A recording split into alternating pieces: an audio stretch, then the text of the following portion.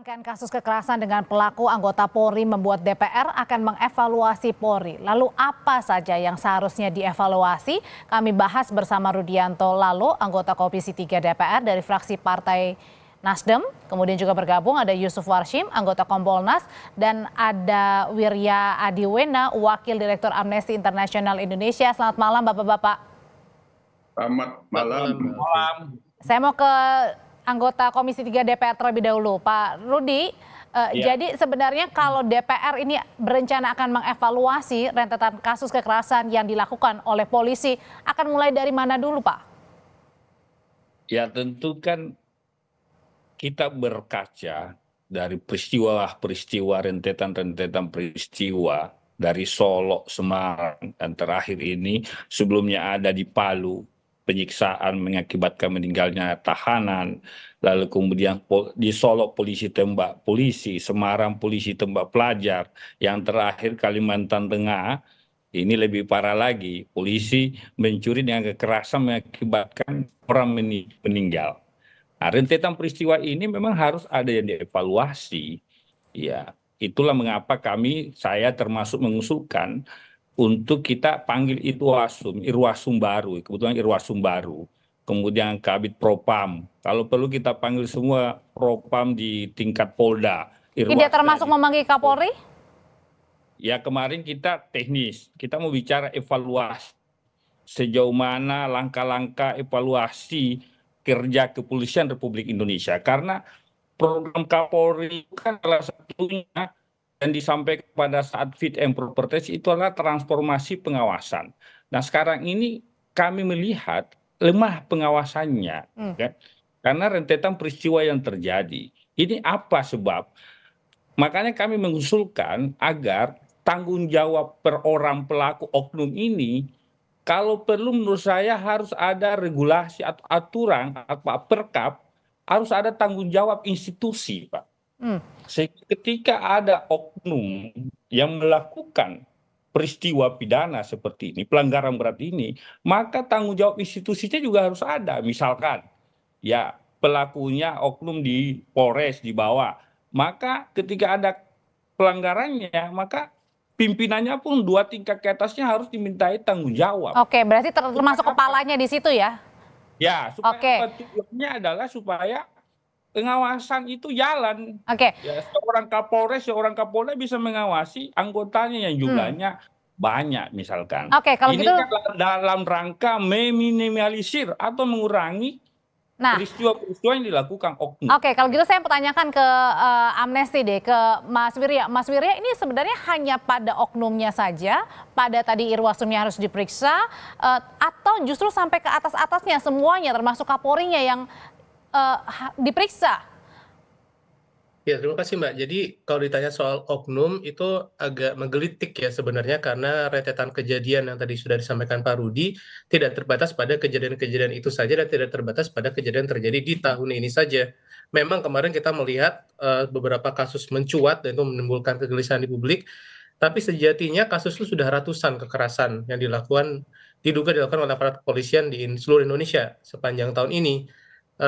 Dan saat kita melihat pada kasus-kasus yang terjadi pada saat demo peringatan darurat, itu kasusnya sudah luar biasa banyak sekali. Setidaknya 579 orang warga sipil menjadi korban kekerasan polisi. Dalam video-video yang kita lihat pun ini kekerasannya luar biasa keterlaluan. Ada misalnya kalau saat kami lihat tuh orang terjatuh dipukuli dengan pentungan 3 kali, habis itu masih ditendang kepalanya. Nah, ini tidak terbatas pada yang terjadi tahun ini saja. Kita lihat demo Omnibus Law tahun 2020. Amnesty juga mencatat 411 korban kekerasan kepolisian. Di antara 2 periode tersebut ada dan kategorinya sudah parahkah ini? Yang jelas ini terjadi sebuah keberulangan.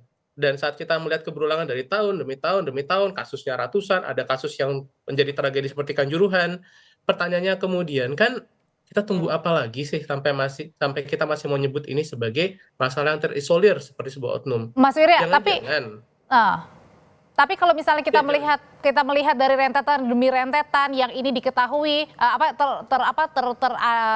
apa ya diungkap ke publik, ada juga yang tidak diungkap ke publik begitu ya. Nah, apakah ini merupakan suatu bentuk kultur kekerasan jangan-jangan yang memang dalam tanda kutip ada pembiaran di dalamnya? Nah, yang menarik adalah saat kita bicara soal pembiaran dan dilakukan secara berkala, secara rutin, kita harus mempertanyakan, jangan-jangan ini sudah menjadi kebijakan. Nah, kalau ini sudah menjadi kebijakan, sudah menjadi tugas bagi pemerintah, tugas dari sebuah negara, tugas bagi anggota parlemen untuk mengevaluasi ini secara serius. Karena ini bukan masalah oknum, ini sudah berulang Hmm, dan kita semua khawatir dengan penggunaan kekerasan Oke. berlebihan oleh polisi. Oke, dari pihak Kompolnas sendiri apa catatannya sebenarnya Pak Yusuf dengan pembiaran kemudian juga sudah terjadi berulang? Kami tetap meyakini atas fakta-fakta, data-data yang dikemukakan oleh eh, Kontras maupun Amnesty International itu, kita tetap harus mengurainya. Tapi secara garis besar, secara umum, ini soal kultur yang masih terus harus dibenahi. Reformasi kultur yang harus terus menjadi perhatian kita, kaitannya dengan pemolisian yang humanis. Kultur seperti apa sih Pak Yusuf yang dilihat sebenarnya ini? Ya, kultur pemolisian humanisnya masih harus terus dibenahi. Nah, ketika masih ada hal-hal di dalam menggunakan kewenangan dalam tindakan kepolisian yang itu ada data-data dan fakta yang cenderung melakukan kekerasan. Nah, itu kultur humanisnya masih yang harus dibenahi. Kami sendiri sebagai pengawas secara intens memberikan saran dan masukan untuk penguatan pemolisian yang humanis. Secara sistemik di Polri sendiri itu sudah cukup jelas sebenarnya dalam perencanaan strategis penguatan pemolisian humanisnya itu sudah terlihat jelas. Hanya ini memerlukan tidak hanya sekedar komitmen. Komitmennya sudah cukup jelas. Penguatan pemolisian humanis itu sudah cukup jelas.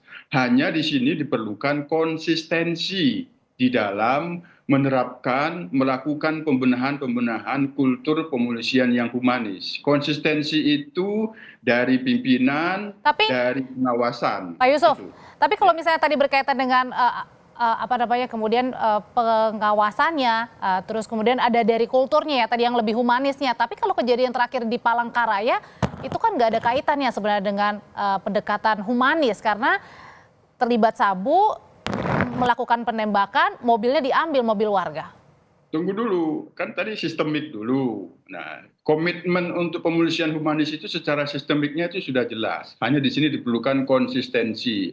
Konsistensinya itu agar bisa ada peran pimpinan, peran pengawasan. Itu yang pertama. Yang kedua, kultur itu sendiri juga membutuhkan kapasitas individual personil, konsep diri sebagai anggota polisi itu diperlukan agar tidak cenderung melakukan penyalahgunaan kewenangan secara individual menjadi oknum yang melakukan pelanggaran-pelanggaran. Maka di situ diperlukan penguatan kapasitas individu, penguatan konsep diri. Maka ini jatuhnya ada pada pembinaan.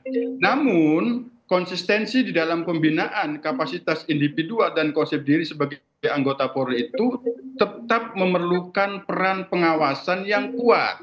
Pengawasan itu sesungguhnya di institusi Polri itu ada dua, pengawasan secara institusi dan pengawasan melekat. Oke. Pengawasan melekat ini ada pada peran pimpinan. Oleh karena itu, data-data yang dimiliki Kontras dan Amnesty International itu sangat penting kami perlukan. Oke. Nanti kita urai, apakah ini ada masalah peran pimpinan yang perlu dimintain pertanggungjawaban atau memang tanggung jawab individual yang harus dimintain pertanggungjawaban. Oke, mengenai peran kepemimpinan ini, tadi juga pada saat di DPR, Ketua Komisi 3 Pak Habib bilang tidak perlu ada evaluasi bagi Kapolri, saya bisa kasih jaminan begitu. Nah, kenapa kemudian Kapolri ini tidak perlu dievaluasi, Pak Rudi? Ya, kalau Oke. kalau soal evaluasi mengevaluasi itu kewenangan presiden yang punya kewenangan, ya kan? Yang kita perlu tekankan catatan-catatan ini di balik banyak peristiwa ini, maka Polri harus Tapi kan Komisi 3 juga bisa memanggil, Pak. Ya, kami baru-baru panggil rapat kerja dengan Pak Kapolri beserta jajaran. Secara khusus banyak kami tanyakan, termasuk kerja-kerja Kepolisian Republik Indonesia.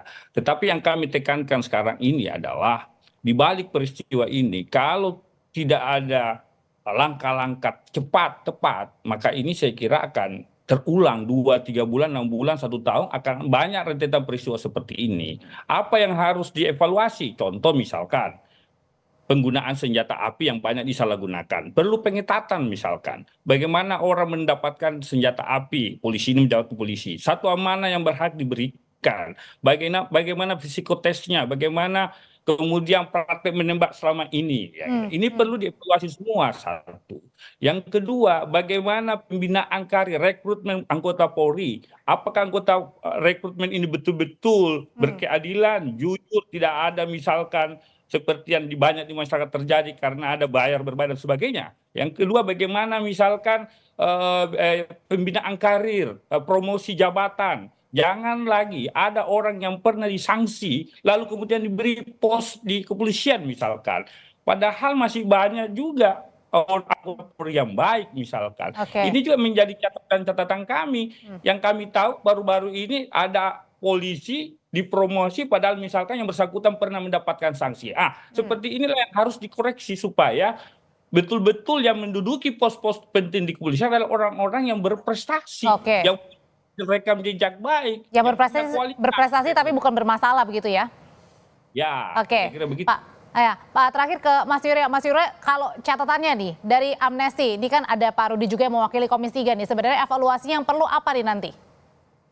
Yang paling penting saat ini adalah masyarakat tuh menginginkan polisi bertanggung jawab sebagai sebuah institusi, bukan oknum-oknum saja atas maraknya kekerasan polisi yang terjadi di masyarakat. Dan ini bukan perilaku anggota per anggota lagi.